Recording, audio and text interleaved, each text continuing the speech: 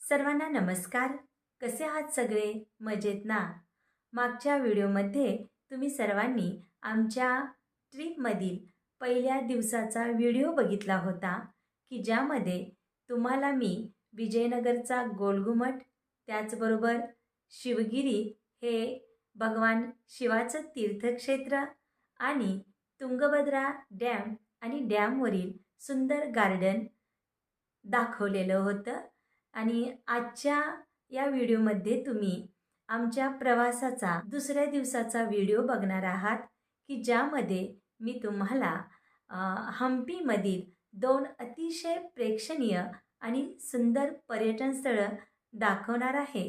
तर त्यामध्ये पहिलं पर्यटन स्थळ आहे ते म्हणजे अंजनाद्री पर्वत आणि दुसरं पर्यटन स्थळ आहे ते म्हणजे 50 रुपयाच्या नोटेवर असणारा दगडी सुंदर असा रथ. तुंगभद्रा डॅम सोडल्यानंतर आम्ही हम्पीमध्ये मुक्काम केला आणि हम्पीमधील अंजनाद्री टेकडी बघायला चाललो. मग टेकडी बघायला जात असताना सकाळ सकाळीच रस्त्यावरील एका छोट्याशा हॉटेलमध्ये आम्ही हा अशा प्रकारचा नाश्ता केला की ज्यामध्ये डोसा, त्यानंतर बटाट्याची भाजी आणि खोबऱ्याची चटणी असे पदार्थ होते. आणि आम्ही चाललो अंजनाद्री टेकडी चढायला.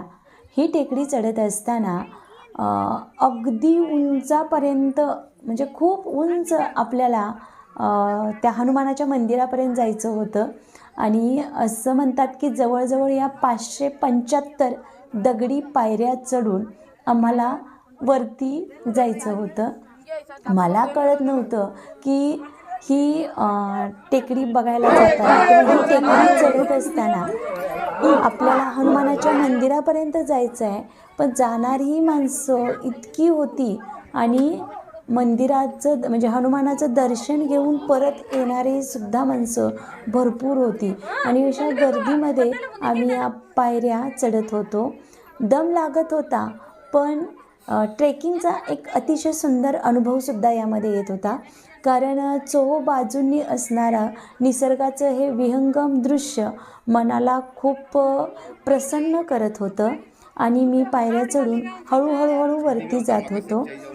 आम्ही तिघे पण पायऱ्या चढत होतो आणि बऱ्याच पायऱ्या या चढल्यानंतर जवळजवळ 550 पायऱ्या चढल्यानंतर अखेर आम्ही पोहोचलो ते म्हणजे अंजनाद्री टेकडीवर, जिथं हनुमानाचं सुंदर असं मंदिर आहे. अशा ठिकाणी मंदिर तर सुंदर आहेच, पण या टेकडीवरून अगदी वरती गेल्यानंतर आपल्याला बघा किती सुंदर हम्पीचं सुद्धा दृश्य दिसतं.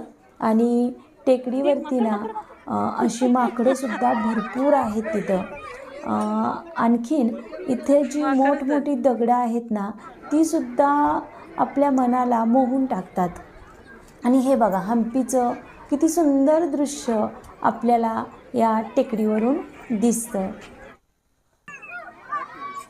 आणि हे बघा जाणारे आणि येणारे भाविक, त्याचबरोबर ही मोठमोठी दगड, हे इतके मोठमोठे दगड ना इथं कुठून आले, काय आले हा प्रश्नसुद्धा प्रत्येकाच्या मनाला पडतो.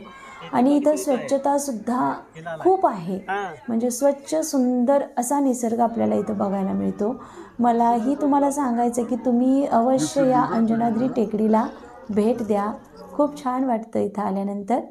त्यानंतर टेकडी उतरून आम्ही खाली आलो आणि आम्ही निघालो होतो ते म्हणजे हम्पीतीलच 50 रुपयाच्या नोटेवर असणारं दगडी रथ बघायला. आणि तुम्ही इथं बघू शकता अखेर आम्ही इथं येऊन पोहोचलेलो आहे.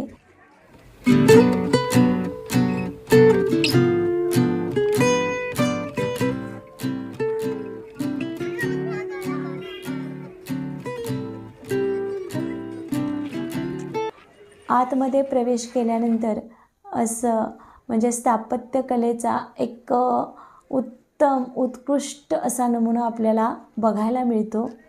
इथला दगडी रथ सुंदर तर आहेच, पण त्याचबरोबर बाकीची जी इथली मंदिरं आहेत, विठ्ठल मंदिर असेल, विरूपाक्ष मंदिर असेल, तर ते सुद्धा खूप सुंदर आहे. आणि आता इथं बघा, हे दोघेजण जे फोटो काढत आहेत ना, तो म्हणजे दगडी रथाचा. इथं आम्ही फोटो काढले, त्याचबरोबर व्हिडिओ शूटिंग केलं. खूप छान वाटलं, कारण या प्रत्येक मंदिरावर ना इतकं नाजूक असं कोरीव काम केलेलं आहे ना, की मनाला प्रश्न पडतो की त्या कारागिरांनी इतकी कलाकुसर कशी आणि कोठून म्हणजे ते शिकले, त्याचबरोबर किती वेळ त्यांना लागला असेल हे मंदिर बांधत असताना, हा रथ कोरत असताना. खरंच त्यावेळच्या ना शिल्पकारांचं कौतुक करावं तितकं थोडंच आहे. आतमध्ये सुद्धा मंदिरात गेल्यानंतर सुद्धा असं काही नाही की वरूनच कोरीव काम किंवा वरूनच इतकं सुंदर नक्षीकाम त्या दगडावरती कोरलेलं आहे.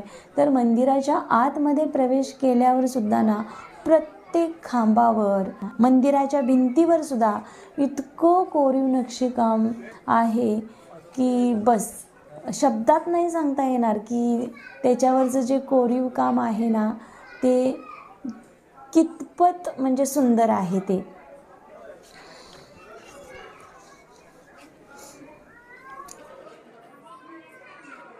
द्राविडी, हिंदू, इंडो इस्लामिक शैलीचा सुद्धा सुरेख संगम या प्रत्येक कोरीव कामात आपल्याला दिसून येतो.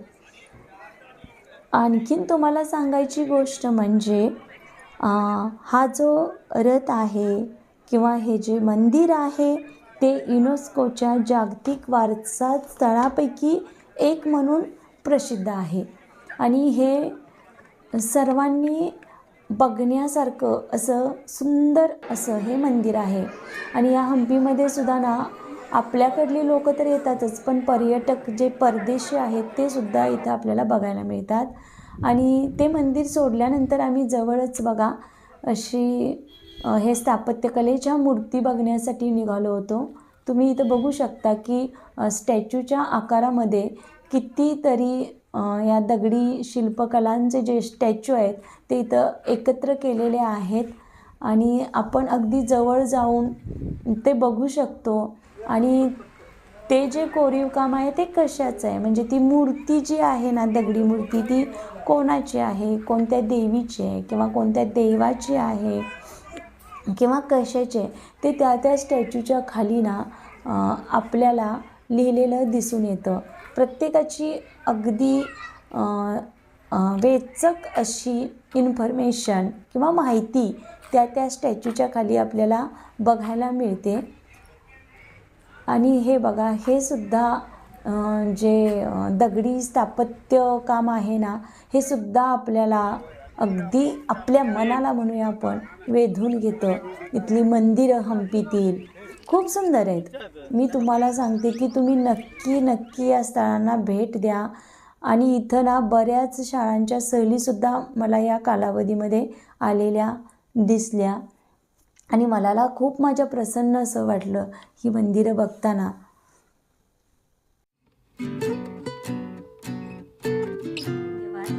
तर या व्हिडिओमध्ये तुम्ही आमच्या प्रवासाच्या दुसऱ्या दिवसाचा व्हिडिओ बघितला. आम्ही 3 दिवस प्रवास केलेला होता आणि आमच्या प्रवासाच्या शेवटच्या दिवसाचा सुद्धा सुंदर व्हिडिओ मी लवकरच तुमच्यापर्यंत पोहोचवण्याचा प्रयत्न करेन. Thank you so much.